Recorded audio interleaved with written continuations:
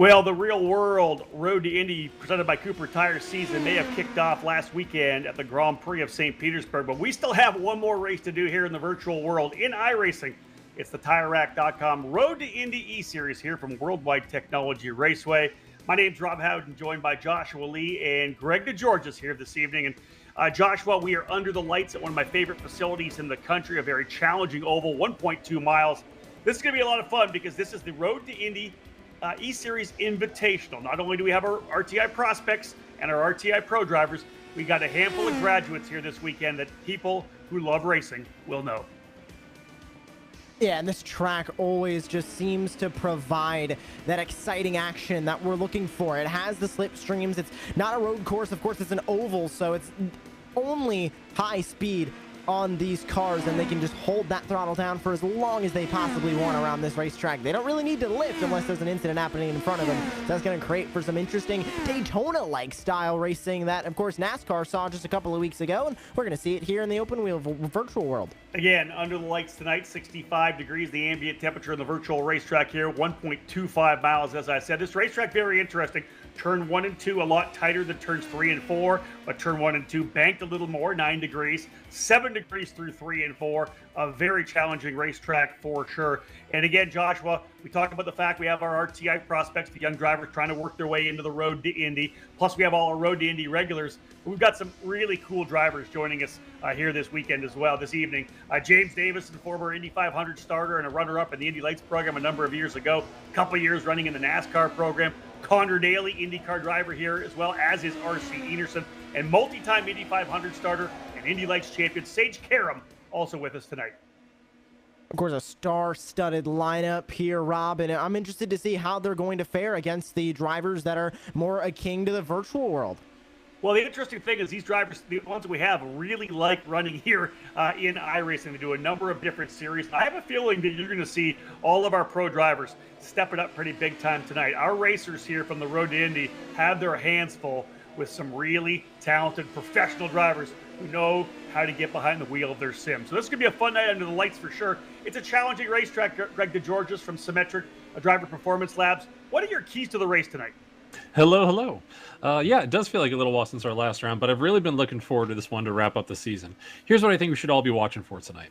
Now, even though this is sim racing, it still requires quite a bit of precision and a whole lot of commitment to be fastest around here. The fixed setup is fairly neutral to best suit the widest range of driving styles possible, while also reducing the likelihood of any unforced errors, but laying down a perfect lap is a very fine dance here for drivers, and it requires huge commitment. It's very easy to overslow into the corners, get the line wrong on entry, forcing you to scrub too much speed. One of the reasons this oval in particular is so beloved by racers on the Road to Indy is that the corners afford multiple competitive lines around them, meaning we'll certainly see a lot of 2 and possibly even 3 wide scenarios tonight. I just hope everyone leaves a little bit of extra room for netcode. Now, next up, drivers need to get real friendly with each other, and they need to do it quickly. Now, we saw on the rounds at IRP and Road America that our RTI prospects may have felt the heat turned up when they went wheel-to-wheel for the first time with real racers in the Road to Indy. Well, guess what? That's only going to be amplified further tonight with the reintroduction of our All-Stars. You might want to think twice about firing a pass down the inside into Turn 1 when you know you're doing it to someone the likes of Connor Daly, R.C. Enerson, or Sage Karam. On the flip side, some of our RTI prospects are just as fast and fierce and are likely looking to prove something tonight, which may catch our veterans off guard. Certainly going to be an interesting dynamic to watch for. The biggest single thing to dictate tonight's racing will be the aero draft and wash. With much higher average lap speeds than IRP, the aero draft from cars ahead is going to play a big factor tonight and lead to a lot of leapfrogging on the straights. Likewise, anticipating the loss of front air in the corner should force drivers behind to try alternate lines when behind someone. If any fans watching tonight tuned in for last year's All-Star Invitational, you may remember that both of the races came down to the wire because of the huge effect that drafting had on the racing. That's my keys to the race. Back to you, Rob and Josh. Yeah, Greg, that's awesome, man. Worldwide Technology Raceway, I think we know, is one of the most challenging and most technical ovals for the Road to Indy and probably Indy car as well, that's for sure. We appreciate the great insight. Top 6 drivers from qualifying now on the racetrack for the pole shootout. So let's head to IndyCar Ministry Chaplain Chuck Lessig for the invocation, followed by the national anthem. Lord, we just thank you for this already, the last e-race of this series, and the way that you're using this e-racing to bring together what I might call the generations of the road to Indy. People from the past, people present, and people from the future. We just ask a blessing over our night tonight. Let us have some fun racing and hone our skills. Lord, and just watch over us, and we just thank you for the time we've had. It's in Jesus' name we pray. Amen.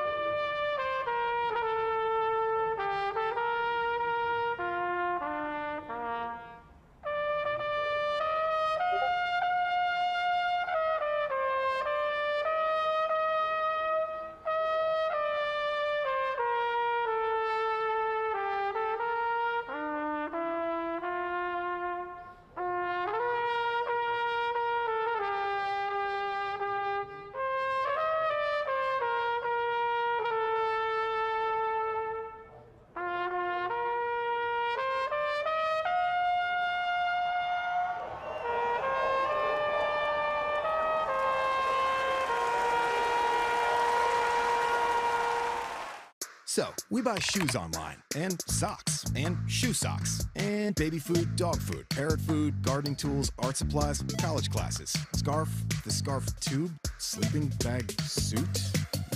Yeah. So why not buy tires online? TireRack.com is North America's largest online retailer of tires. Find, buy, then have them shipped to one of our trusted independent installers for safe, easy installation. TireRack.com, the way tire buying should be. Online, with all that other stuff.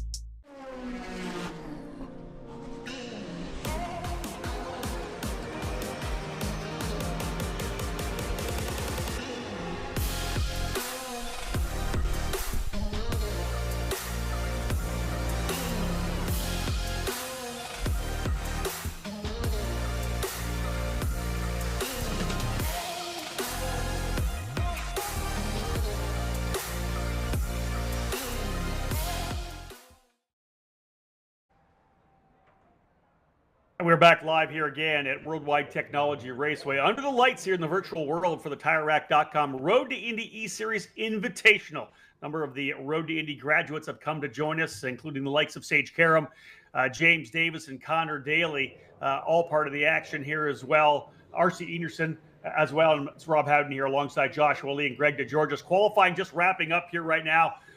Joshua, this could be really interesting to see who finds their way to the top, because I think starting up front is a good place to be. We're going to see a lot of side-by-side action, and once we get the grid, we'll see how it plays out. But I got a feeling this is going to be side-by-side all night long.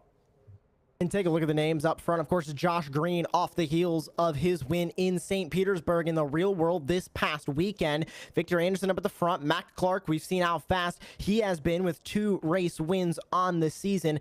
Interestingly enough, Rob, Alessandro Di Tullio, one of the drivers not in tonight's race. He will not continue his streak of winning at least 1 race in each of the events, but he still has 4 race wins on the season, which is an incredible season in the Road to Indy E-Series for Alessandro Di Tullio. So we'll see who else can go to victory lane tonight. Frankie Mossman with 1 win on the season as well. Matt Clark with 2. Josh Green has 1 win on this season, and he starts 3rd. He might be my pick to grab his 2nd race win of the season, specifically in race number 1, before we have that 10-field invert. Yeah, we do know that Josh Green won in the virtual world here as well at Indianapolis Raceway Park. Lucas Oil Raceway facility, was able to win on the oval there. Scored a victory this past weekend in his debut in the Indy Pro 2000 category. But you mentioned the fact that we don't have Alessandro Di Tullio, who's been the dominant factor from the RTI Prospects Group. He's actually at a major event, major karting event, the United States Pro Kart Series, running this coming weekend at the Orlando Karting Center in Florida, and a number of the drivers working or racing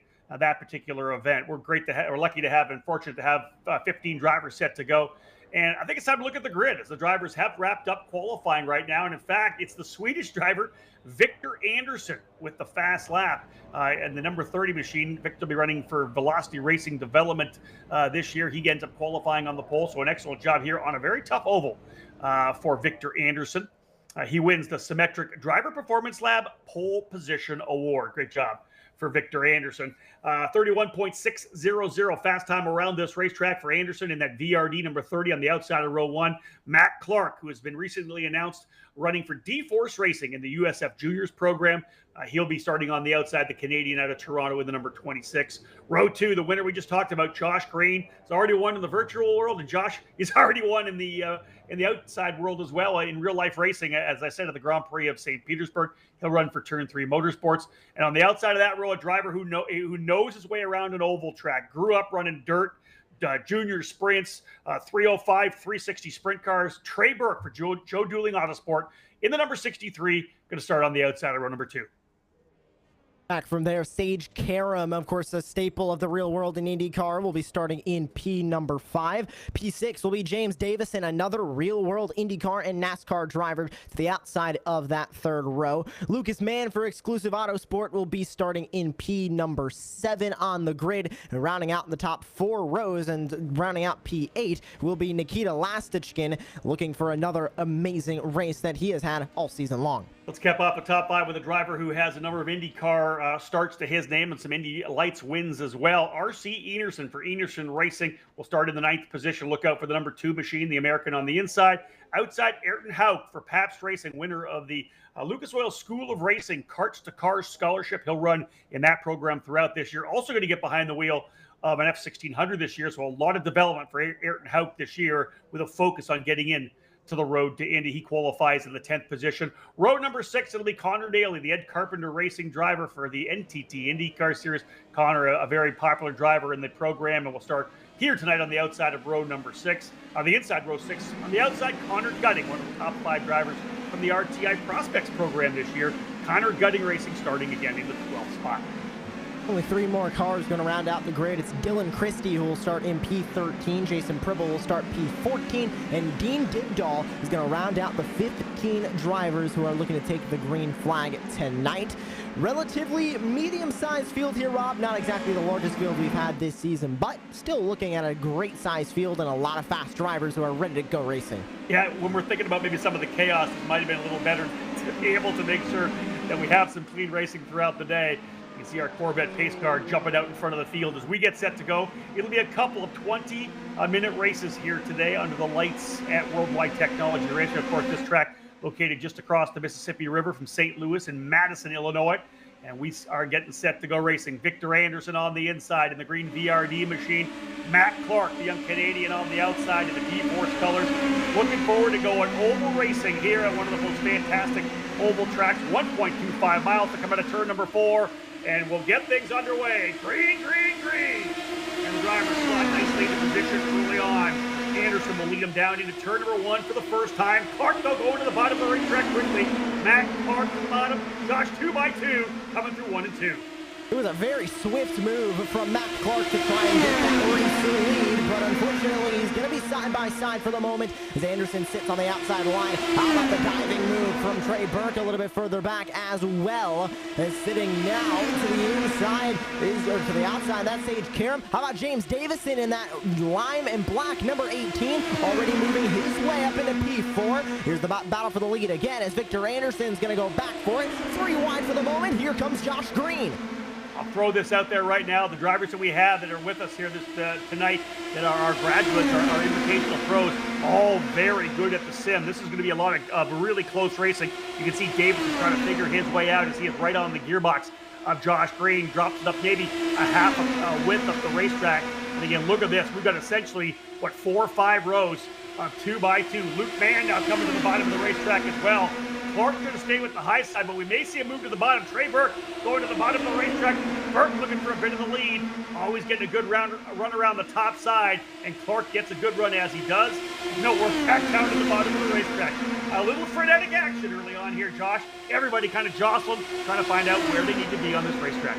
I believe they were almost 4 wide going into turn number 1 last time by. They are feeling aggressive up at the front. You can see them already getting around 3 wide as Davison goes to the outside line. Nikita Lastichkin going to try and gain a couple of spots. He's in a battle with Connor Daly further back. You can see the 3 wide now for the lead. As to the middle line goes the number 24. That's Sage Karam starting to race up for the lead. He's going to get the lead with a great momentum push off of turn number 2. To the inside now, trying to find out, trying to cover off the spot on Josh Green. That's the 30 of Victor Anderson. Green keeps his move on the inside line and is able to hold off that number 30 machine behind. Fifth place now for Josh Green as he tries to stay up in the top 5. Hey, Josh, you take a second to take a deep breath. We'll do that in between these sections because I literally held my breath there for a little bit. Man, these guys are going at it right now. One of the keys coming out of turn number 2 is to make sure you stay off that inner curbing. You get on that, we've seen it many times. It'll upset the car, the balance of the car, and you'll see that the driver could chase the car up the racetrack a little bit.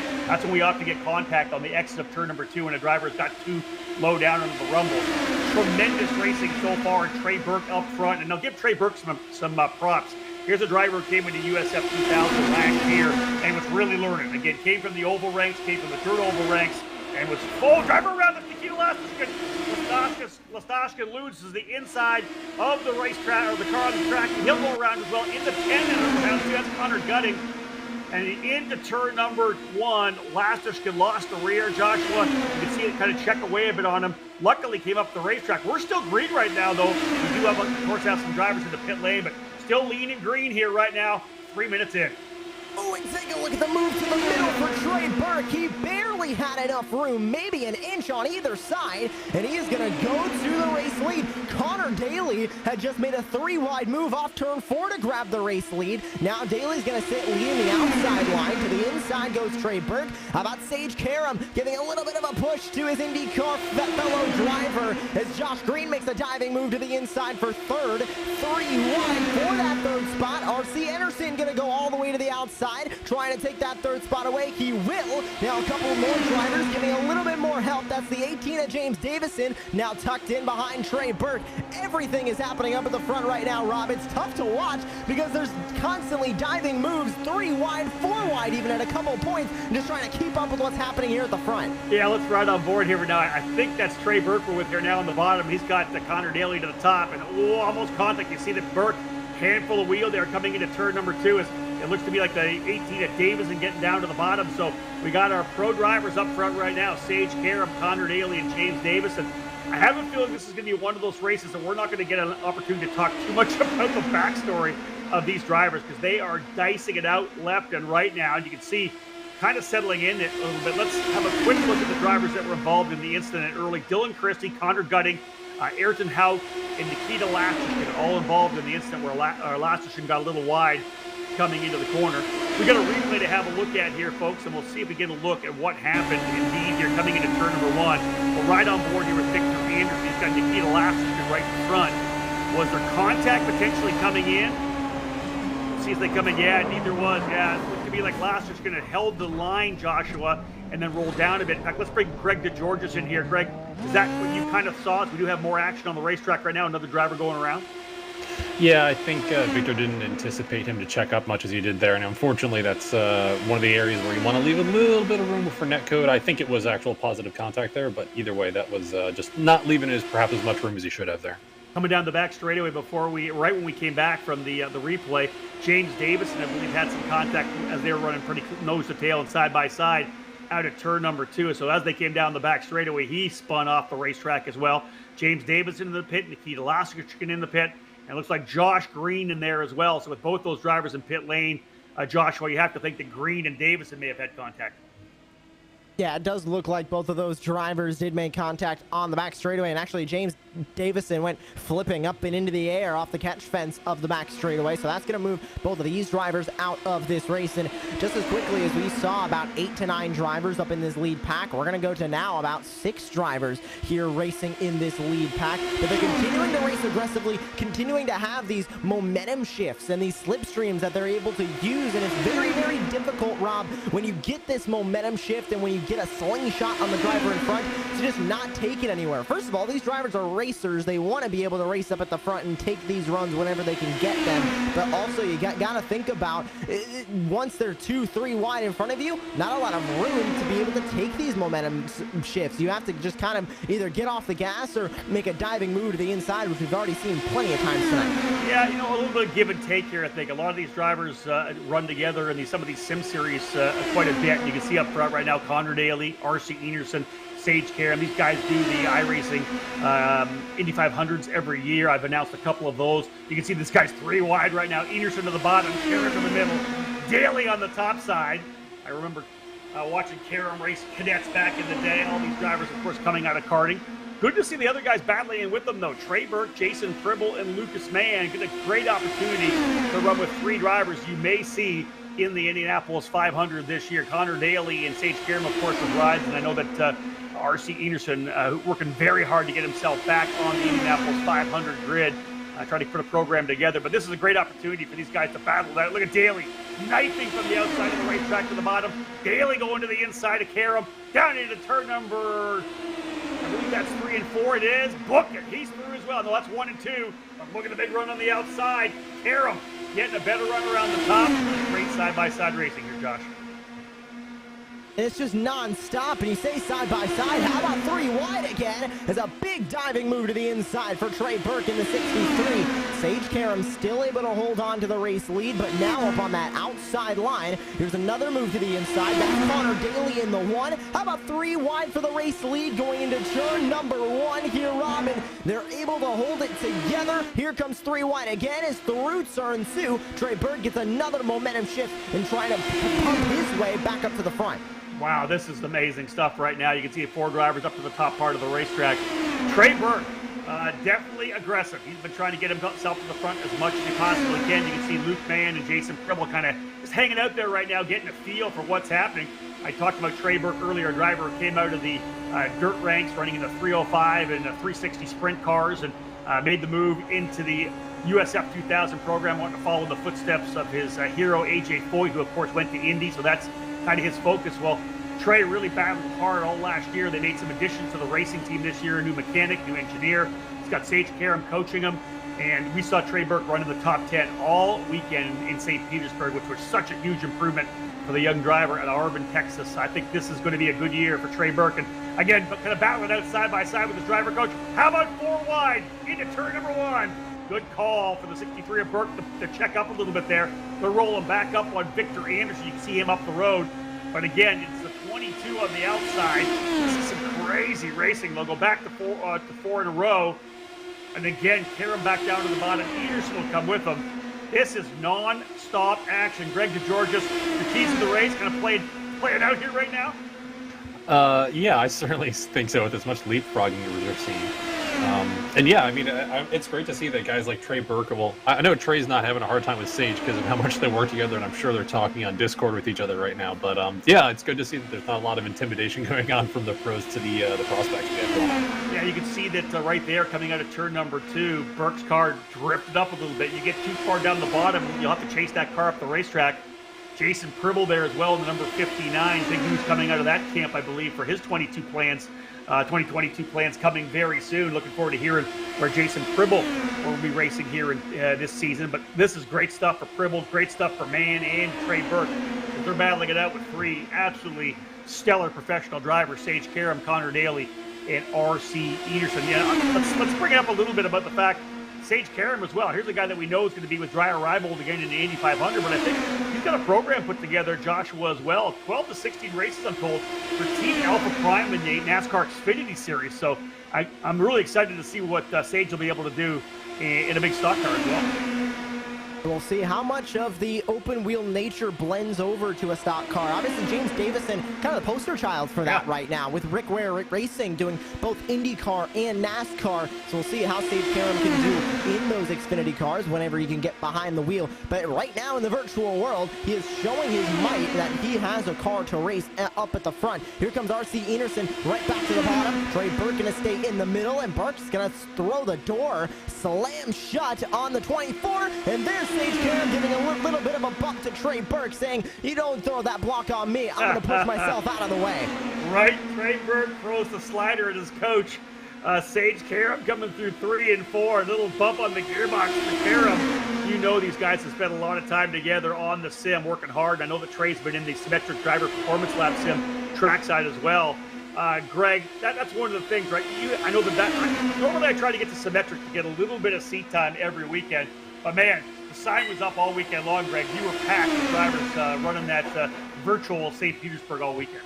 Yeah, we were fully booked from load in to load out there. We worked with 10 drivers across 4 different series, and one of our guys got on the podium. Well, we got Josh Green on the podium in pole position in the first Indy Pro 2000 race, and then we worked with an MX-5 driver who made it onto the podium as well. So yes, we worked with absolutely as many people as possible from 7 a.m. to 8 p.m. every night at the racetrack. Big pinch down to the bottom of the racetrack there, coming out of turn number 3 and 4 for Burke as he tried to get in there in front of, I believe, Connor Daly. These guys are still going at it. We're just past the halfway point of what has been a tremendous race.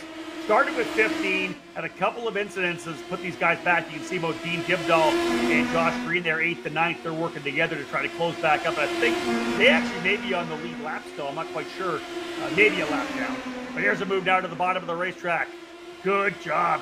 Way down to the bottom there. I believe that's Sage. No, that's is that Daly going to the bottom there? I believe that's Karam. I'm gonna pick up the colors here. The number's actually not lining up for me.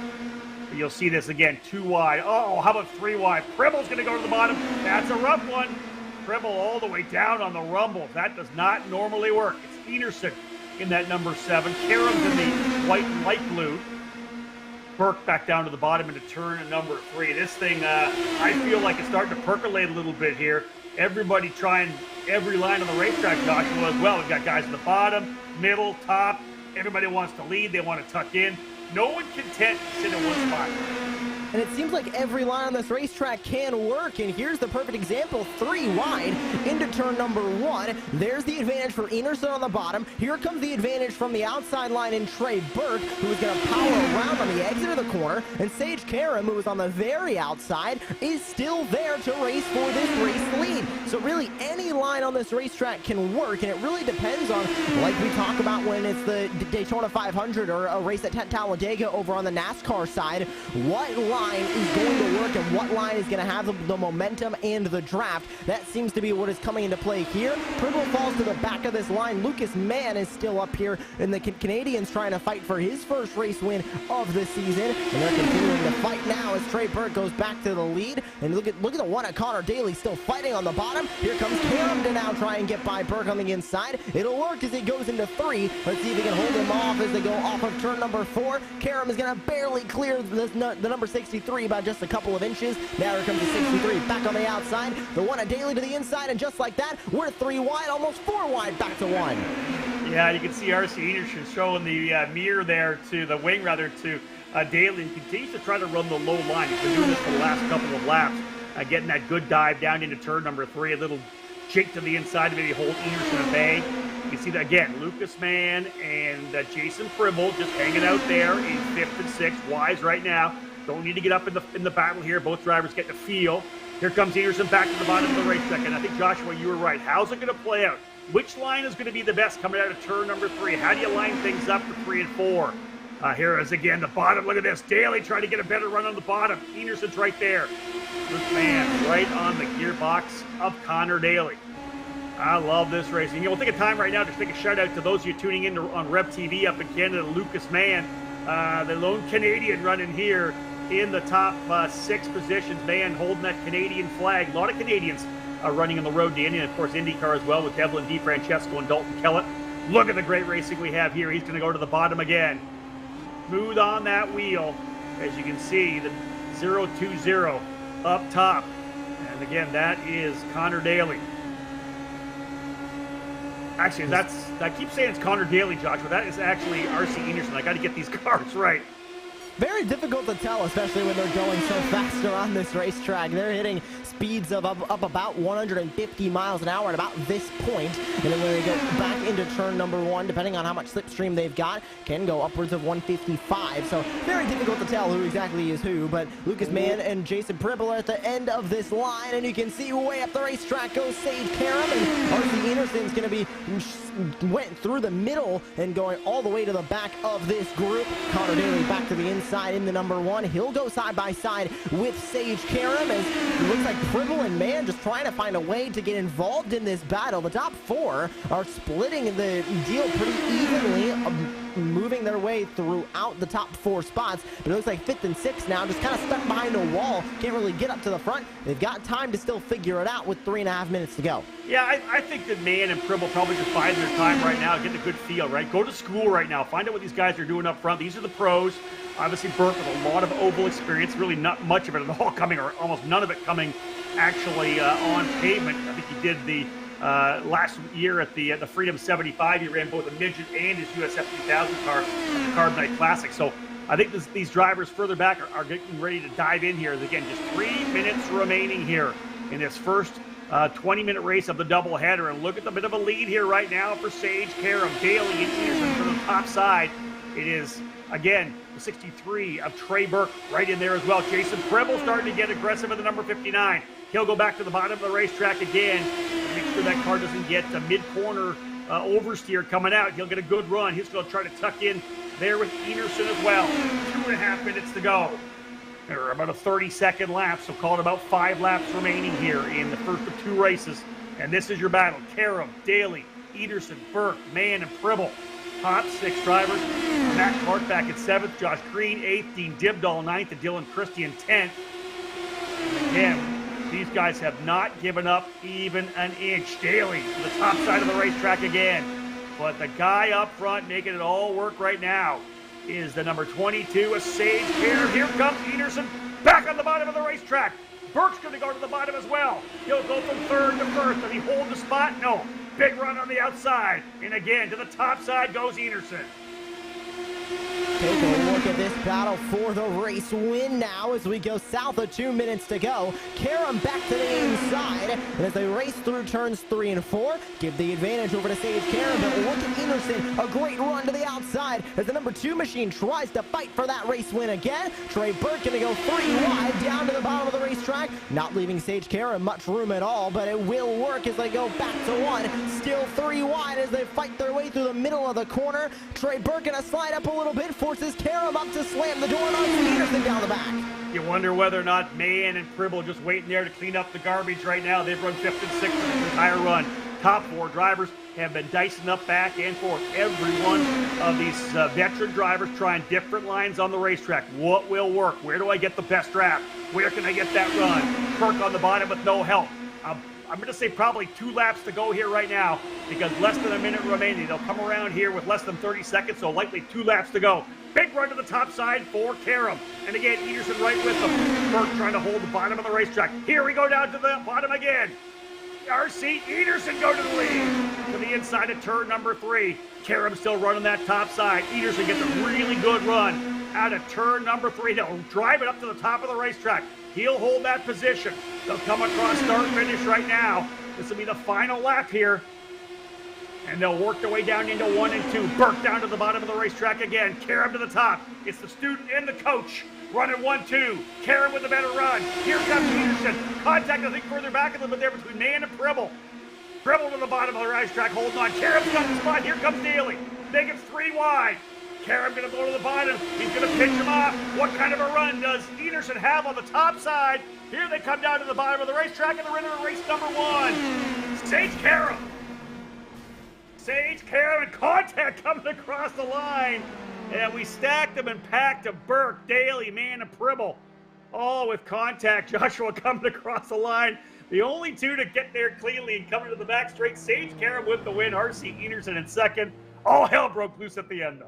What a finish. Sage Karam with a last-minute effort, and luckily for him, coming off of turn number 4, seemed like Ederson, Burke, Daly all stalled out with their momentum as they were running so close together, and that led to Sage Karam with his first and only win of the season so far in the Road to Indy series. What an unbelievable finish that was for sure. What a crazy race from start to finish, right? A couple little wrecks. We knew that we had some talented guys and it was going to be wheel to wheel.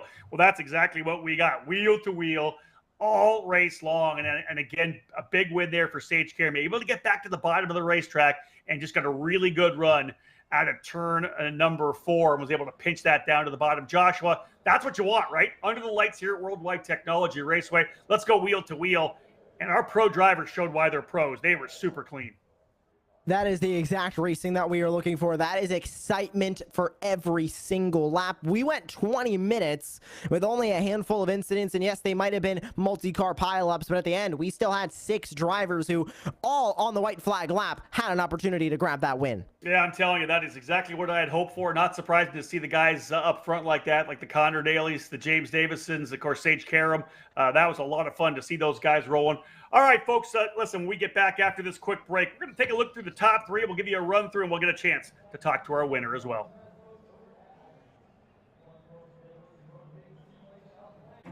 An important decision is afoot.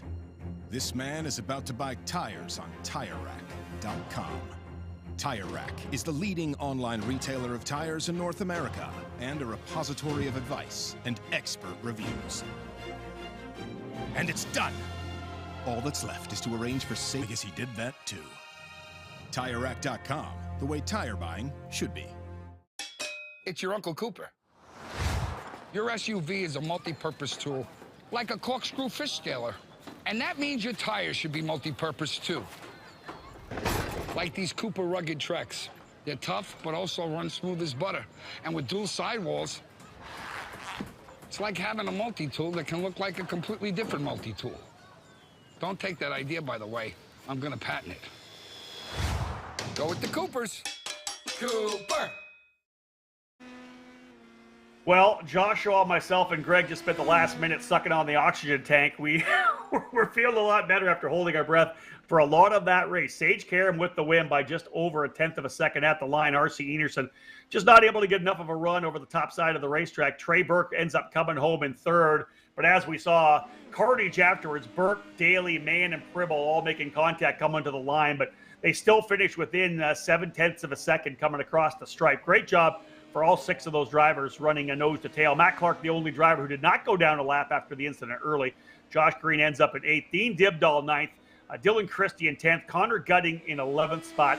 12th, Ayrton Hauk. 13th, Victor Anderson started on the pole. James Davis in 14th and Nikita Lastishkin in the 15th spot. Not sure whether or not we're going to get a hold of Sage Karam here right now. But look at this. With the invert, Joshua, we're going to see Dylan Christie and Dean Dibdahl in the front row. We're going to see Josh Green back up to the front as well. Remember, it's been all talk for him this past week after winning race number 1 in St. Petersburg in his rookie season for Indy Pro 2000. We'll see how he can do here in the virtual world and on an oval as well. He showed some speed in race number 1, but unfortunately was caught up in an incident that leads to him starting in 3rd after the top 10 invert. Now, we saw some great racing in the opening round of this doubleheader, the opening 20-minute race. You know, we saw the Sage Karams run up front, R.C. Enerson, Connor Daly, Trey Burke right in up front there. This is going to be the crazy thing right now. They're starting further back in the field, Joshua. We're talking Sage Karam and R.C. Enerson on row number 5. I think that's going to be where to watch right now. What do they do in the opening couple laps? They obviously have shown the experience and the patience up front. They were trying different angles and different lines. I want to see how they approach this and work their way forward. Where do they go? What moves do they make to make sure, Joshua, they don't find themselves in the wall? And especially talking about those drivers that did get wrecked out of race number 1, they might have a little bit of a less experience in the draft as a lot of the drivers that went the entire 20 minutes. We'll have to see what happens here in race 2. Hey, Greg, what are your thoughts on this here? That was a solid opening race. Just awesome to get things underway. Yeah, that's. I think that's even more than we bargained for first race, and I'm just hoping that we have more guys fighting for the lead in the second one here. Yeah, indeed. We'll see those drivers starting to line themselves up here, folks. We are going to be set to go in a little bit here right now. Don't go anywhere. This is, folks. So we're winding down some time here right now. We got to go to another quick commercial break, and when we get back, we are going to go racing here. Round number 2, or event number 2 here at Worldwide Technology Raceway under the lights in Madison, Illinois. Drivers getting dialed in and ready to go. Stay tuned, folks. More to come after this quick break. An important decision is afoot. This man is about to buy tires on TireRack.com. Tire Rack is the leading online retailer of tires in North America and a repository of advice and expert reviews. And it's done! All that's left is to arrange for safe, easy installation at one of our independent recommended installers. Well, I guess he did that too. TireRack.com, the way tire buying should be. Rickmotech, high-performance sim racing equipment. Whether you're just looking to have fun, train for race day, or become a serious esports competitor, Rickmotech has you covered. Hundreds of name brand parts, Support from experts that love sim racing. Trusted by the pros. There's only one place to go, rickmotech.com. Welcome back to Worldwide Technology Raceway here in the virtual world as we are ready to wrap up this year's 2022 TireRack.com Road to Indy eSeries presented by Cooper Tires. Drivers are rolling out here right now. This is the Road to Indy Invitational. We saw our pro drivers who have come back to play with the RTI drivers and the prospects really show well. They were the drivers to watch out for. Let's have a look at the grid as we get set to go. The drivers will work their way around. We're going to go green racing here pretty soon, so I'll do a quick run through the order. Dylan Christie and Dean Dibdahl start on the front row. Row 2, Josh Green and Matt Clark. Row 3 will be Jason Pribble alongside Lucas Mann. Row 4, Connor Daly and Trey Burke. Keep an eye here on row number 5, first and second in the opening race. R.C. Enerson starting 9th. Sage Karam, your race winner, starting in 10th. And on row 6, Connor Gutting and Ayrton Hauk. On row number 7, as we go a little further back in the grid, it will be, I believe, Victor Anderson and James Davison, and then we'll have Nikita Lastishkin as well. Field lining up and getting set to go, racing here for another 20-minute battle. Dean Dibdahl on the outside, Dylan Christie on the outside. Let's see what happens here as they work their way to turn number 3. We had a tremendous 20-minute battle. We expect more of the same. Drivers getting ready to punch off, and we're underway. Green, green, green. And Christie with a good start. Dibdahl a little slow on the throttle. That's going to put Clark on the outside and Josh Green to the bottom. And Dibdahl holding that midsection of the racetrack. Down into P4. Dylan Christie using the jump to be able to get out to an early lead here right now. And I guarantee Joshua, we're going to see patience with the guys like Daly and Enerson and Davison and Karam. Those drivers will slowly start to work their way forward. And that's exactly what they can do here at the beginning portion of this race, because we saw the aggression of race number 1. And normally when race number 1 is a lot of aggression, usually race number 2 is a little bit more calm. And I think we're already seeing a little bit of that, not seeing as much 3 wide or 4 wide as we did at the beginning of race number 1. So right now, drivers taking it a little bit easy while still testing out the waters as the 21. Gonna take a small tap to the wall. That's Dean Dibdahl. Not gonna go fully around and just gonna fall back a couple of tenths here from the pack. And again, those drivers starting just outside the top 10 with Sage Karam and R.C. Enerson right in front of them. A good opportunity to tuck back behind them. Then they get a feel. Ayrton Hauk in the Pabst Racing number 82 right there, as is Connor Gutting. James Davison had a trouble early, starting at the very tail of the field, fighting his way back up. So a little bit of 2 wide, maybe a little bit of 3 wide up front. And look at this move here. Sage Karam has already got himself to the lead. Josh Green right with him. Matt Clark to the bottom of the track. So Sage Karam. Man, this guy is wheeling it around here right now. Karam right to the middle of the racetrack right now. Green to the top side. Here comes Trey Burke again. The Green rising to the top very quickly here now. Josh Green, though, who, as we said, was a winner at Lucas Oil Raceway, the track we will go back to calling Indianapolis Raceway Park, right in here as well. First couple of minutes, Joshua, just what we wanted right now. Karam, though, very quickly from P10 to P1.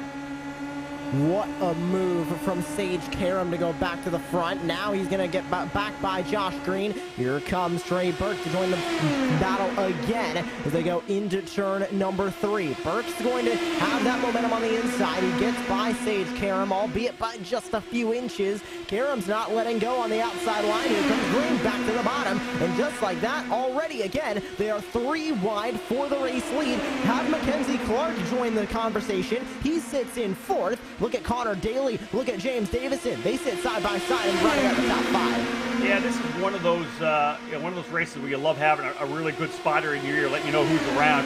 What I love here up front right now, you got Sage Karam, former USF 2000 and Indy Lights champion. You got Josh Green, who's now a race winner in Indy Pro 2000. Trey Burke, who had a great run in USF 2000, and Matt Clark right in there, who's going to make his debut in the USF Juniors program this year. This is a full run down through the road to Indy. We got a veteran driver up front battling it out with Trey Burke and Sage Karam. Look at the other. Oh, there's a driver going off the back of the racetrack. That was Victor Anderson in the VRD machine. Not sure if it was contact or not, but Anderson losing it, coming out at turn number 3 and around he went. Up front, though, it's Karam now back to the bottom. Oh, little wiggle there. Karam had some trouble. The field's going to swallow him up. Joshua, he's going to probably go back to maybe 8th or 9th, maybe even outside the top 10. Karam is going to have to start all over again here, but still 16 minutes to go.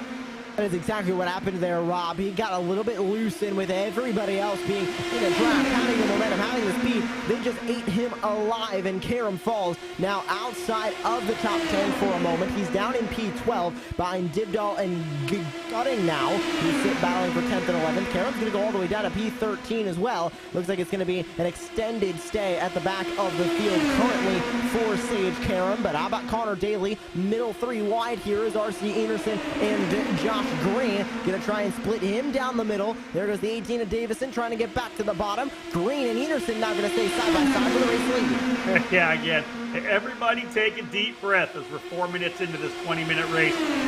James Davison starting at the very tail of the field. We talked a little bit about James and everything he's done, Indy 500 starts, all the work he did coming up through Formula BMW, the Champ Car Atlantic Series, ran in Indy Lights, was second a couple back in, I believe, 2009 maybe, was second in the championship, maybe a little later than that. Davison, of course, as you said, did a couple of years running with Rick Ware Racing, doing a bunch of different cup starts. This past January, February, though, getting a chance to run in the Rolex 24. So always good to see him, a multifaceted driver for sure, James Davison. And Joshua, he's the guy you can give a car, and on 90% of the day, this guy's going to bring it home. Going to replay here right now as well. Fixing the incident, I'm thinking with Victor Anderson. We'll look out of the back here and see what happened to Anderson coming out of turn number 3. Does he just lose it himself, or is the car going to drift up? No, it was actually Connor Gutting.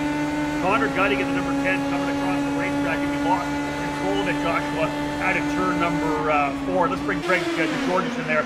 Greg, your synopsis there, maybe just a little trouble coming out of turn number 3. Yeah, that's exactly what it looked like there. I got to really see a replay before I can make a really solid judgment on it. Drivers battling in here again. Look at this. They are all on top of each other again. What a scrap we have here. Up front, RC Enerson's been able to go back to the lead. Matt Clark right in it again here this time. P2. He'll get a good run with Davison behind him. Again here.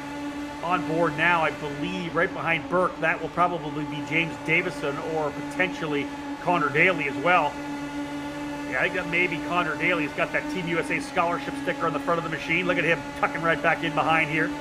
I love this 3-wide racing. Oh, here comes a big move to the bottom of the track as well. Davison to the inside of RC Enerson. Davison wants the lead. What an aggressive move there, Rob, to get that lead back. But you can see just how quickly the tides change. Enerson with a big push from Matt Clark behind is going to go right back to the lead. Here comes Sage Karam right back to the front. So I mentioned that I thought that might have been Connor Daly with the Team USA Scholarship. Of course, he was part of the Team USA Scholarship alongside Joseph Newgard, but that's actually Josh Green's machine. First time we've been on board with Josh. So the black front is Josh's machine. How about 3 or 4 wide? And Josh, what it feels to me right now that nobody wants to waste momentum. If they have a run, they're trying to take it, right? The minute you get off the car, I think you start losing it. Everybody else swallows it up behind you. It just feels like trying to keep that momentum moving forward. If you have the run, you've got to go for it. Exactly the nature of racing here at Worldwide Technology Raceway. You really cannot let any run go to waste. You need to take it when you have it. Look at Josh Green getting a run on Trey Burke. Going to go to the inside. Might be 4 wide. He'll settle back to 3 as Green is going to go from the 3rd row of action up into the 2nd, and he's going to clear for 3rd. Now going up to try and fight with Davison and Enerson in front. Trey Burke back to the bottom of the 26 of Matt Clark.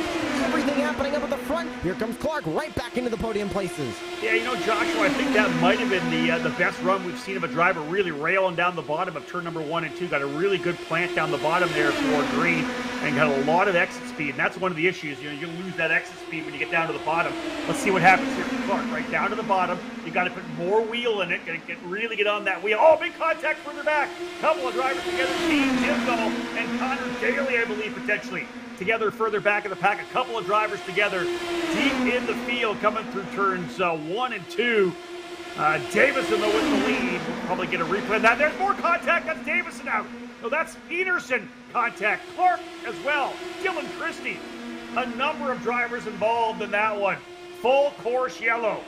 And indeed, our first full course yellow of the evening is contact between Matt Clark and RC Enerson. Get together coming through that corner, and Dylan Christie with nowhere to go there as well. So Joshua, first time in the evening, we've come to a stop here.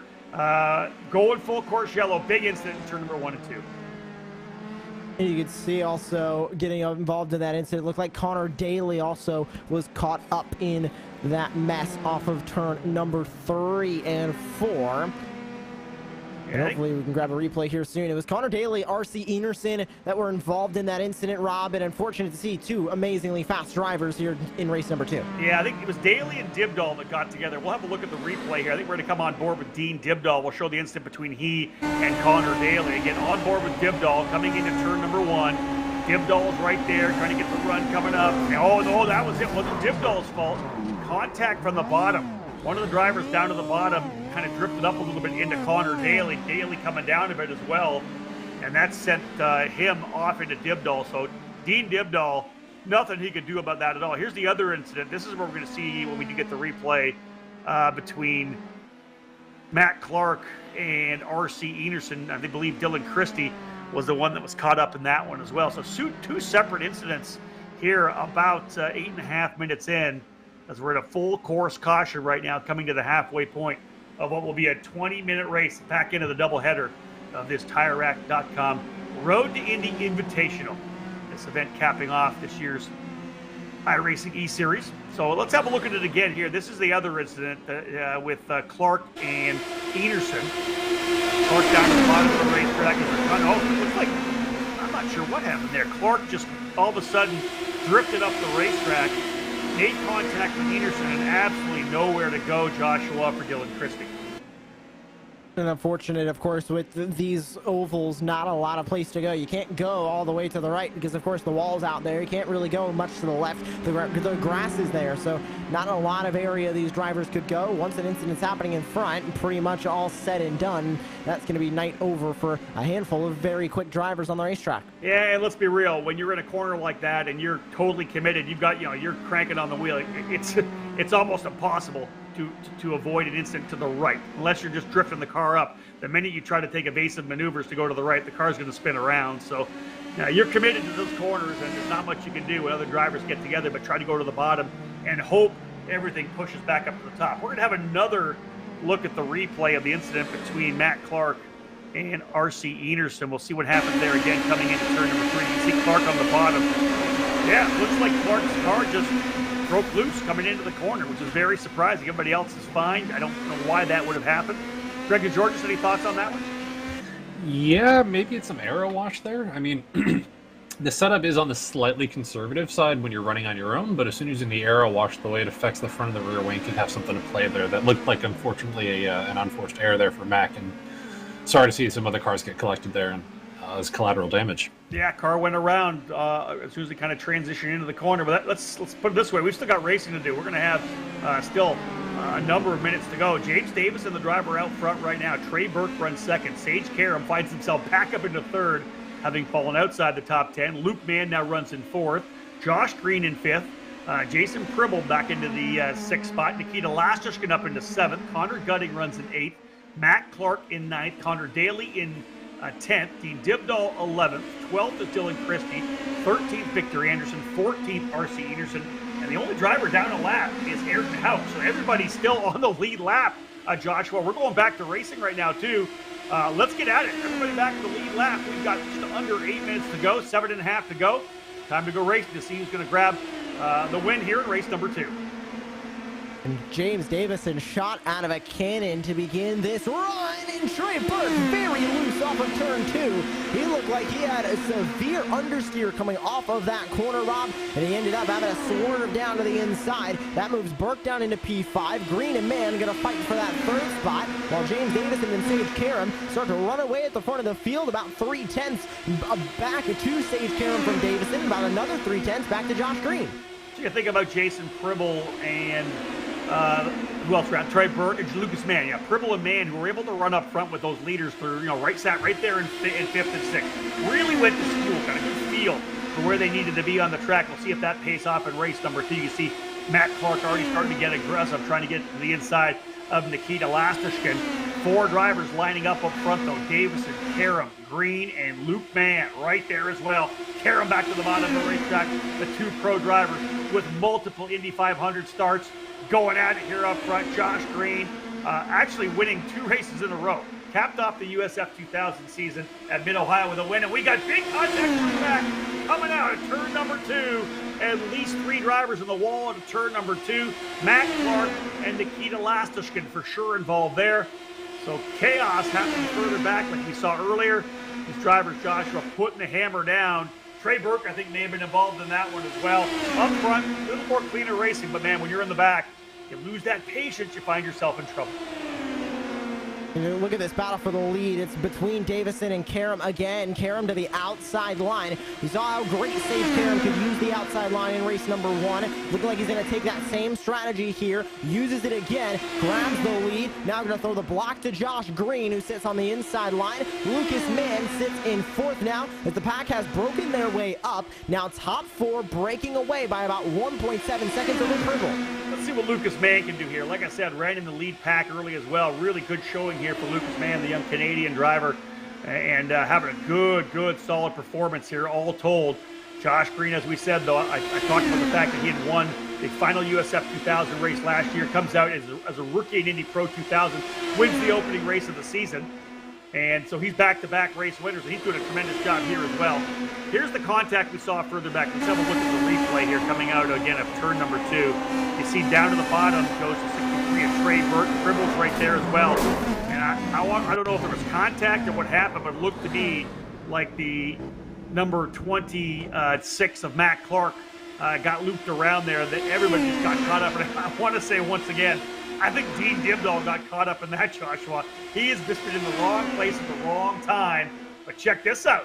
How about a warning right now for the number 18 of James Davison for blocking? Johnny Unser, race control at the Road to Indy, race control here on the eSeries. Cracking down on James Davison a bit. Yeah, and that's a bit of a bold call. It's the correct call to make by race control, but you got to remember how many runs we're seeing these drivers get on these drivers in front of them.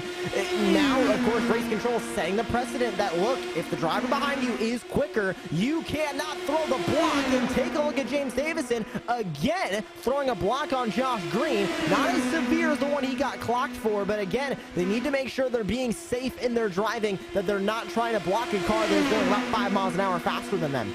I'm going to say this right now. This is like literal poetry up front. You can just see these guys dicing and sliding.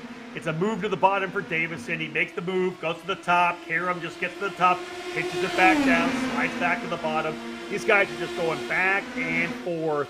I love what we're seeing here right now. You just love to see these guys go. You know, when they run wheel to wheel like this, they have the trust with each other. Like I said before, these guys do a lot of iRacing, a lot of sim racing, and they run a lot of events together. I know I have called a couple of different races where they have actually raced together, and this is the kind of thing we see. A lot of respect being shown here right now, and I think really, Joshua, great opportunity for Josh Green and Lucas Mann getting a chance to battle here with James Davison and Sage Karam. This is what this RTI Invitational is all about.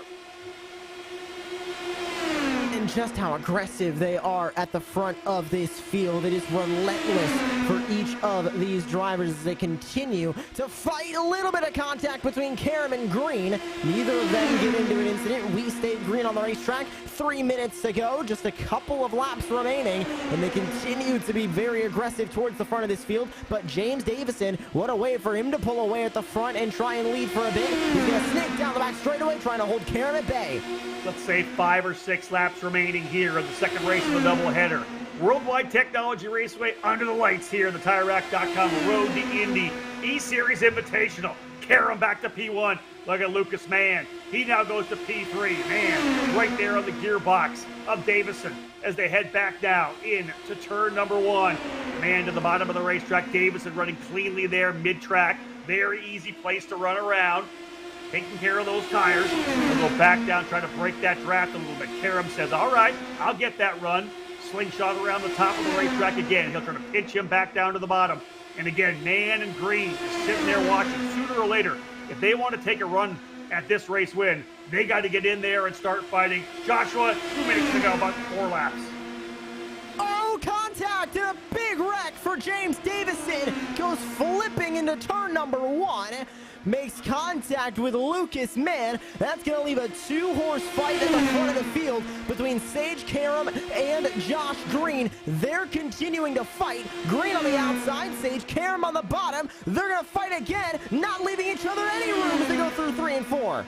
Dylan Christie running in third spot right now. If something happens to these two drivers, Christie could find himself put into the lead. Here we go, folks. Probably about 3 laps remaining.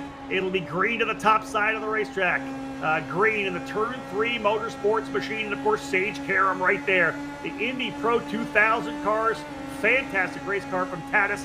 Look at these guys going at it. Green sizing them up, going back to the top side of the track and see how that thing runs. A little bit of entry oversteer, I think. Got to get it back down to the bottom. Lost a bit of ground there now. Karam with a little bit more gap. You can see maybe 2-3 car lengths coming across the line. 2 more laps remaining here. And again, Green goes back down to the bottom. Joshua just about a lap and a half to go. What can Josh Green do? He needs to rely all on that slipstream. He can't rely on any other driver. The closest driver behind them is 2.8 seconds in the rear view mirror. That's third place of Victor Anderson. Karam leads, Green in second. 1 to go this time by Rob, and all bets are off. White flag flying here at Worldwide Technology Raceway. Final lap of the Invitational. Green down to the bottom of the racetrack. Already a winner at Lucas Oil Raceway. Already a winner at the Grand Prix of St. Petersburg. Can he beat a head-to-head battle? Tries to go to the bottom. Gets on the rumbles. Not a good run there. All the way down to the bottom and trying to get the draft here on Karam. Sage Karam holding it. Green with a big run. Does he go to the inside of turn number 3? He thinks about it. Karam's got the spot. Green right on the gearbox. Does he get a run coming out of the corner? Sage Karam trying to do it. He'll come to the line. Green's going to try to beat him. Right in the line, and it's not going to happen. Back-to-back jacks for Sage Karam as he wins both races. And Green walls it to wrap up the lap. You can do that in the virtual world, but not for Sage Karam. Joshua, it is going to be a victory lap, a couple of different wins, but Sage Karam wins both races here at the Invitational. Tremendous battle. Josh Green ends up second, RC Ener third, Victor Anderson fourth, and Jason Pribble gets up there to P5. There's Connor Daly coming up to give a little salute to Sage Karam. The first driver this season to go back-to-back and win both races in a single night. What a run for the virtual number 22 of Sage Karam. Yeah, big one there for Sage Karam, of course. This is just an absolute battle for sure. This was a ton of fun to watch. I'll tell you one thing, we didn't have a lot of yellow flags. We have a lot of time left in the show here right now. And Sage's going to burn it down here in Victory Lane. And hey, listen, I'm telling you this, Joshua.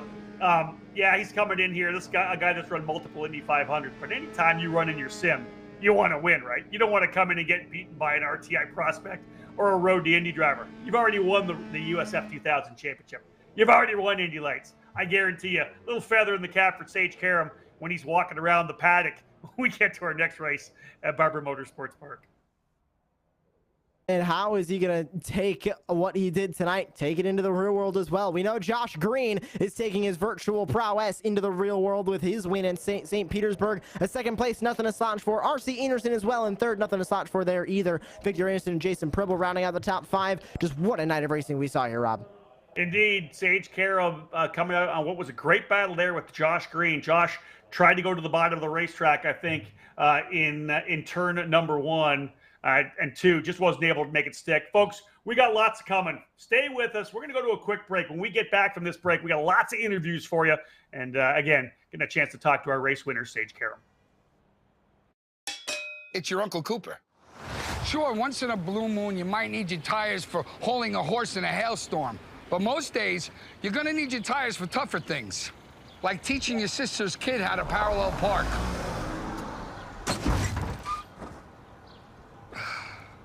Thankfully, these Cooper and Duramaxes aren't just tough, they're everyday tough. Okay, there's a lot of improvement. Go with the Coopers. Cooper! Rick Motec, high-performance sim racing equipment. Hundreds of name-brand parts. Expert support. Rick Motec has you covered. There's only one place to go, rickmotec.com. It's your Uncle Cooper. If you and your truck are constantly tackling the regular duties of the day, go with a tire that can handle them all. Oh, man. I stepped in it. Go with the Coopers.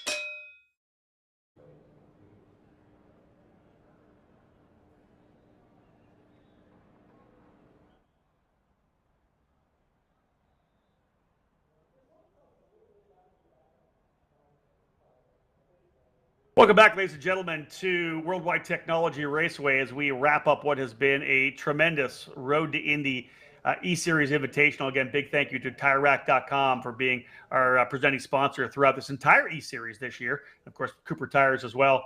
Let's have a look at the feature results here of race number 2. We had 10 in the lead pack, then 6, then 4. It ended up being just the 2 drivers at the very end after contact late. Sage Karam ends up with the win. Look at the margin, just 36 thousandths of a second at the line for Josh Green. Green ends up in second. Victor Anderson coming back after the spin early. Got lucky there with the full course yellow. Victor Anderson, the Swedish driver for Velocity Racing Development, coming home in the 3rd spot. RC Enerson ends up in 4th, right there with him. The margin between Anderson and Enerson at the line, just 1/1000th of a second. Jason Pribble having a great run as well. P5 for Jason, a couple of really strong runs in the top 6 for Jason in both races. Dylan Christie ends up in 6th spot. Connor Daly in 7th. Dean Dibdahl, who was a last-minute addition to the field, didn't even get a chance to practice. Excellent job for Dean, although he got caught up in a couple of incidents that were not of his own doing. Connor Gutting ends up in 9th. Lucas Mann, who was in the fight up front all race long, ends up in 10th.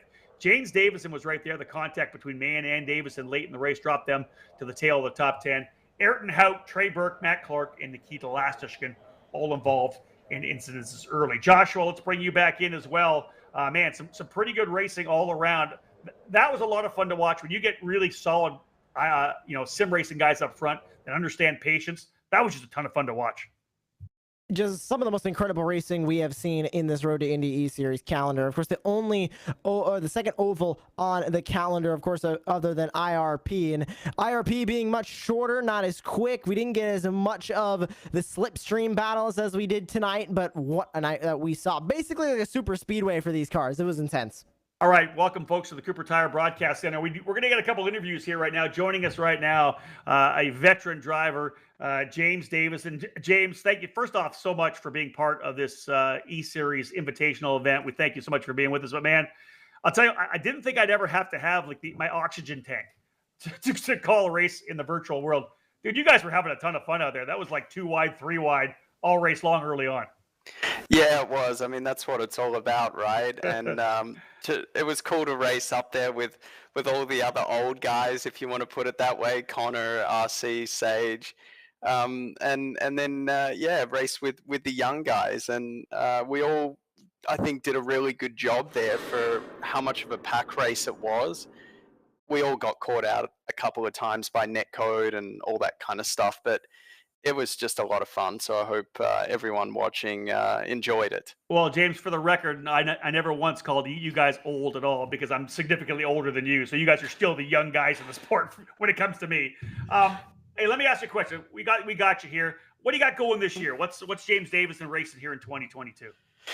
Well, yeah, like many years of my career, I've never been entirely sure going into the year, and honestly I was on the beach in Australia and got a call to get to Daytona, and 4 days later I was on the podium. I hadn't done a GT race in 5 years. I hadn't driven a road course since the Indianapolis NASCAR race in August, nor had I turned my simulator on since then, so it was pretty crazy. I got 5 laps in the car before the race, and that was a good way to kickstart the year. I'll be back doing a couple of NASCAR races. As ever, it's a sponsorship puzzle to put it all together and get out on the track. I'm looking to go with a bit more quality over quantity this year. I've done 30 NASCAR Cup races in the last 18 months, but I'm at the point now where I just need to get in better gear to put into play what I've learned over those 30 races. So I'll be doing a bit of that, maybe racing at the historic Monaco Grand Prix in a 70s F1 car. I've been fortunate to drive quite a few of those cars at Grand Prix around the world, in Silverstone in 2019 and Austin and Mexico. They're all support races to the actual F1. with the wealthy owners, and yeah, they're just a blast to drive. They're like a Formula Ford 1600 on steroids, those old 70s cars. They're just amazing. Well, James, thank you so much for joining us tonight. We really appreciate it. Great to see you running up front. Yeah, thanks for the invitation. James Davison, folks, again, have a great run there. Again, a long career in Road to Indy, of course, multi-time starter in the Indianapolis 500 as well. All right, let's bring our race winner, double race winner, Sage Karam, up into victory lane, and he's standing by right now with Joshua Lee. Well, Sage, familiar to see you in the virtual world, and glad to see you taking part here in the final race of the Road to Indy eSeries calendar. Just talk about your run in the sim tonight, and you had some great speed, but it seemed like a lot of that, both of those race wins were navigating the draft and navigating how the slipstream and how the car was working. Yeah, I mean, first, Rob kind of came up to me at St. Pete and was like, hey, do you want to do this race? The last one we got going on. And, I was like, yeah, for sure. I don't think I got anything going on. So it was cool to get on here with these guys. And, I coached Trey Burke. So being able to race with him on iRacing here was pretty fun as well, after coming off a strong weekend he had in St. Pete. So, as far as the actual sim races is concerned, they went pretty well. Obviously 2 wins, couldn't have drawn up any better. But it was basically just figuring out where the grip was, how to get through the corner the best, to maximize, exit speed down the straights and stuff. And I felt like I was able to do that no matter what lane I was in. It just seemed like if you were able to lift off the throttle a bit sooner, get the thing pointed and back to power a bit more aggressively, you could stay flat on the exit. And that's how I got some of those pretty big runs. Well, great to see you competing here tonight, Sage, and looking forward real quick into the real world. What are you looking forward to in this 2022 season of IndyCar? Obviously, for me, just getting back to Indianapolis, the 500 again. That's the only race I have on the schedule for IndyCar. So, coming off a strong May we had last year, I think it's going to be, it was a big boost for sure and confidence for me and the whole team. So going into the month of May with that, in our back pocket, makes us feel pretty good about our chances. And, we have a 2-car team this year instead of a 1-car with teammates with Santino. So another fast guy in there. So it's going to be pretty cool to pick his mind and see where we stack up. And then other than IndyCar, I'll be doing a bunch of NASCAR Xfinity racing and coaching Trey Burke as well. So just kind of having fun and staying busy. Well, great to hear from you here in the virtual world, Sage, and good luck in your real world ventures this season, and congratulations on your 2 race wins tonight. Yep, thanks, guys. Great to hear from our double race winner, Rob, the only driver this season to win both races in a single event, and it is Sage Karam. What a night for him. Yeah, no doubt about it. A ton of fun to watch him going back at it, back and forth with a number of different drivers. Really just a treat to see Sage up there. And again, coming out, sometimes you got to be a bit lucky, and he was able to get through, did a tremendous job. For those of you watching on Rev TV, we hope you enjoyed tonight's TireRack.com Road to Indy eSeries Invitational.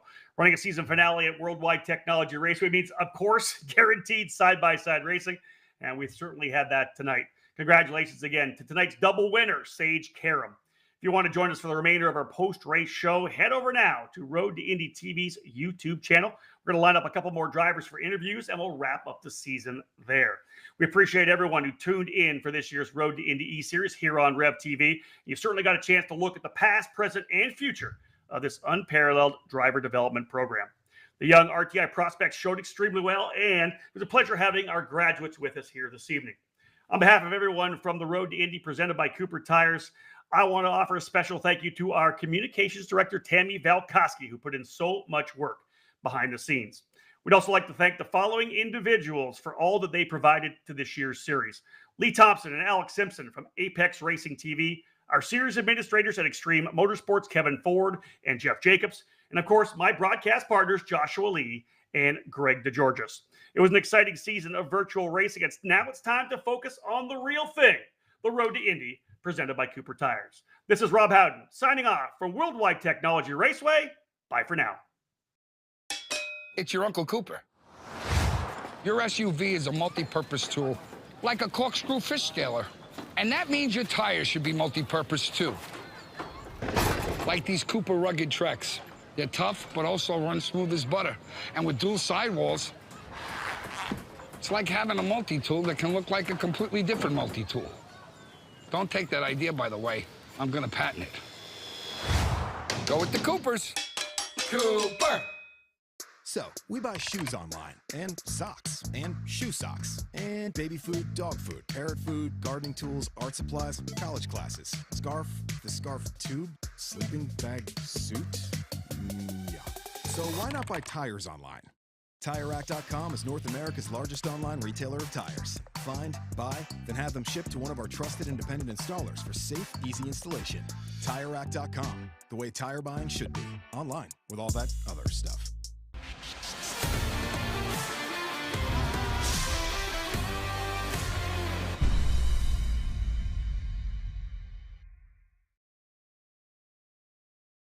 Welcome back to the Cooper Tire Broadcast Center. We say hello to those of you who have joined us here on the Road to Indy TV YouTube channel or on the Cooper Tire Facebook page or any of the channels, those coming over from Rev TV in Canada. What a tremendous season it's been of Road to Indy eSeries racing. And again, big thank you to TireRack.com and Cooper Tires for being such supporters of this tremendous program that kind of gets us through the off season. Of course, we got things started last weekend at the Grand Prix of St. Petersburg with some tremendous racing. A little bit of a break, another couple of months right now before we get back at it again. But we have another interview as well. We had a chance, of course, to talk to Sage Karam and James Davison, but get a chance to talk right now to Trey Burke. And Trey, first and foremost, what a fantastic night for you. I know I'm coming off a great weekend at the Grand Prix of St. Petersburg. Kind of back into your wheelhouse, right? You're an oval racer at heart. That's where you came from on the dirt, running 305 and 310 sprint cars. Get a chance to run against your coach as well. Overall, are you pleased with the way things happened this evening? Oh yeah, thanks for bringing me back here, guys. This race was for sure amazing. I know the whole time it was just smiles, and me and Sage are in the same Discord, so we're laughing the whole time and calling out what we're gonna do before we even do it. And I think that going into the practice, I was kind of noticing it was just going to be a big draft battle. I'd never really done an oval race on, the bigger track with these cars. So it was kind of new to me, but once I figured out the whole aero wash, we were sitting pretty. Now, obviously, you're running in USF 2000 this year, maybe Indy Pro 2000 next year. That will give you the chance to run Worldwide Technology Raceway. Having run it here in the virtual world, you think we can get Sage in a car and you guys can go out and have some fun in the real world as well? If we got Sage in a car, if we won the lottery and we could get like 2 Indy Pro cars and right, me and Sage would just show up and start running, that'd be pretty sweet. Hey, I don't know. Sorry, I don't know if he'll do it, but that would be a blast. It would be a blast. Hey, listen, over the race, it was hard for me to kind of get into some of the stories of our drivers because the action just never stopped, right? We just kept going back and forth. You guys were 2 wide, 3 wide, sometimes 4 wide. But I talked a little bit about, your development as a driver. You came into as a raw rookie into USF 2000 last year, learning the hard knocks kind of deal. You put some different people on the engineering and mechanic side of the program this year with Joe Dueling Autosport. You came out of the gate really, really strongly at St. Petersburg. You were top 10 all weekend long. Just give me your thoughts on last weekend in the real world. It seems like you got off to a really good start to the 2022 season. Oh yeah, I know. Starting back at last year's Road America is probably where we started to develop the team a little bit more when we brought in Sage and then Matt Curry as well. And they kind of sat me down and said, "Hey, there's the only way through, through this is getting through the fire." So they kind of told me, you better cowboy up and get on it if you really want to start getting results. And sure enough, all off season, we just really been putting in the work. The entire crew's been getting after it, and it's really paying off here.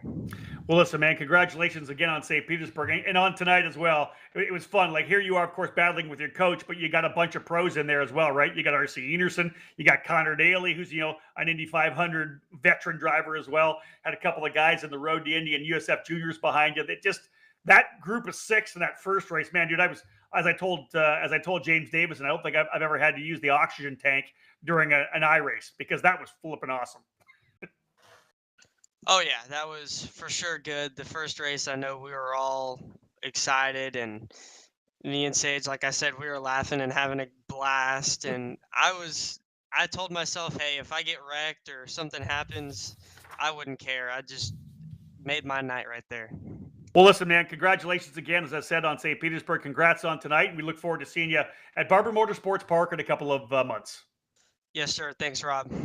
Trey Burke, folks, from Joe Dueling Autosport. Again, had a great run at St. Petersburg. And Joshua, this guy was in the fight for the race win all night long.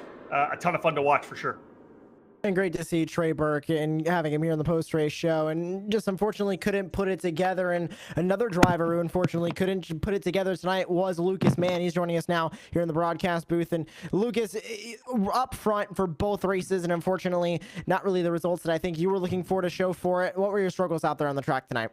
Yeah, it was first of all just great racing either way. I mean, honestly, no matter the result, that was just a ton of fun. Race one, it was just super tight at the front. I got a little bit stuck at the back in the dirty air. And I think you sort of needed to be in the front row there at the end to win that. In the second race, I think we were actually running really well.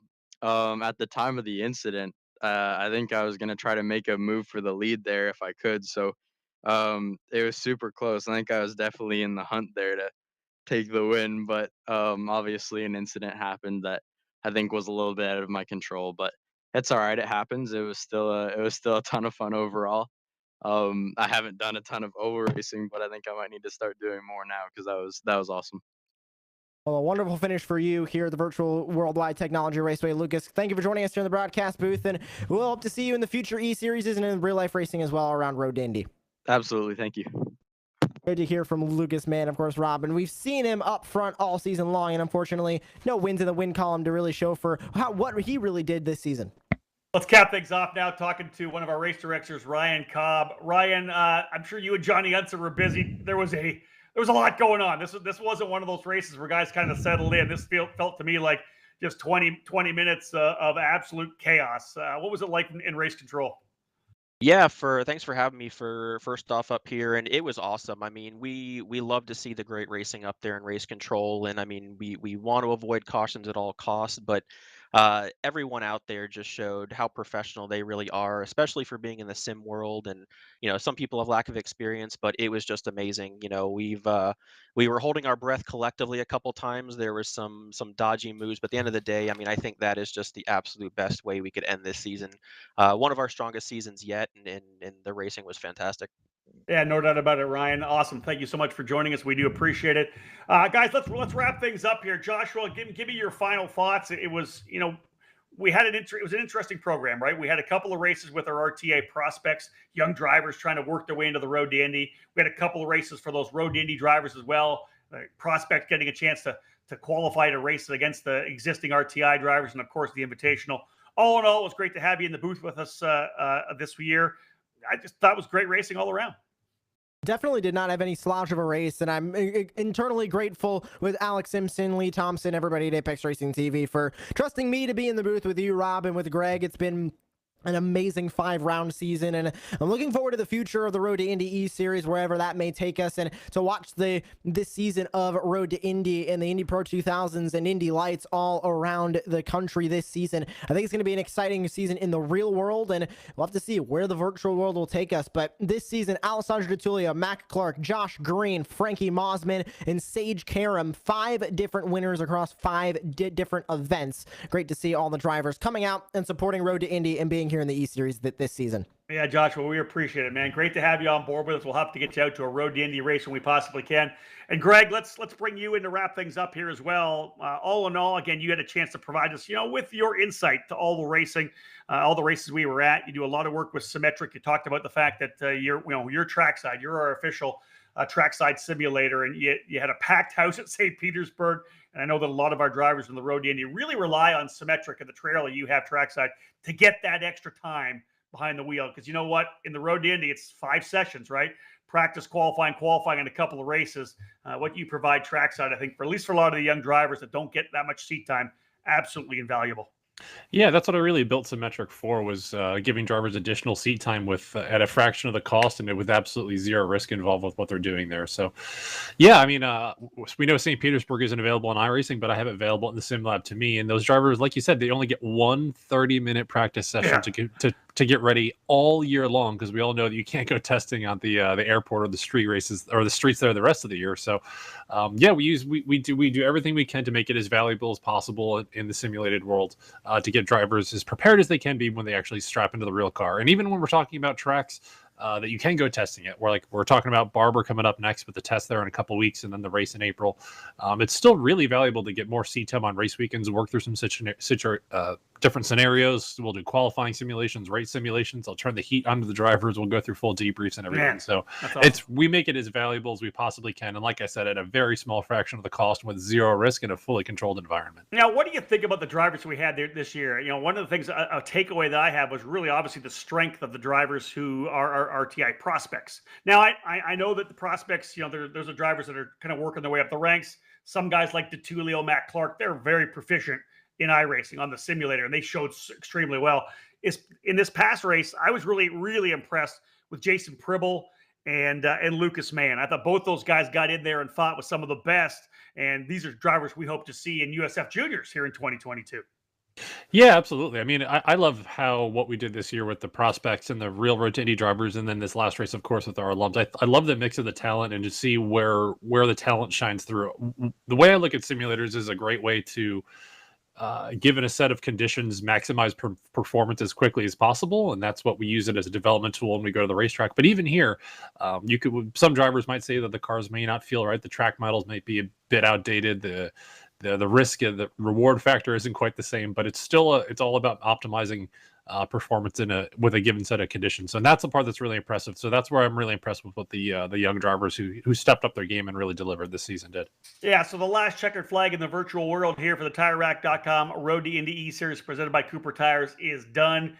Greg, we already started the season last weekend at the Grand Prix of St. Petersburg, that traditional opener, the street circuit in St. Pete. Everybody, I think, was so excited to get to the racetrack, finally able to go wheel-to-wheel racing. And now, because that event got pushed into February for IndyCar to be on network TV, which, as we obviously know, worked because the TV numbers were absolutely blown out of the park for IndyCar. We got a 2-month break. We don't get back to the racetrack to go wheel to wheel until Barber Motorsports Park at the end of April, then jumping right into the month of May with the Grand Prix on the Indianapolis Motor Speedway road course, and then back, of course, to the Carb Night Classic for the Freedom 75 and Freedom 90. We got a break in the action, Greg, but man, once that's done, we go racing for all the way through to Labor Day weekend. Yeah, I'm really looking forward to it. I mean, as I know we all say that it's a break between now and then, but you and I both have a lot of work to do between now and the test in Barber and then the race weekend in April. But I can't wait to get back at it. Barber is one of my favorite tracks. It's a fantastic track to race on and drive on for these guys. So I'm looking forward to get there. And then, of course, on to the rest of our season.